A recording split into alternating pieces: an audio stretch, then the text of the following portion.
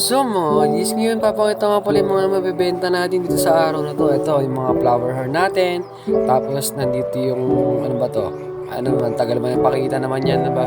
Ayan, gapi natin, na female pala, female to, female. Tapos, ito yung male natin na HBRT. Yan, isang trio yung kinuha sa atin. Tapos, hindi ko napakita yung nabenta natin. Ayan, white polar, ayan. Tapos, eto dito, nag-ayos tayo ng mga paglalagyan natin ng mga betta fish kasi kumuha tayo ng wholesale na betta fish. Ngayon, 10 piraso yung nakuha natin. So, papakita ko din dito kung ano ba nakuha ko. Ayan, ito yung mga nakuha kong mga betta fish. Bukas ko na sila ipapakita sa inyo kasi pagod na ako. Kailangan ko na muna magpahinga. Yun lang muna. Happy fish keeping everyone. Enjoy kayo sa pag-iisda.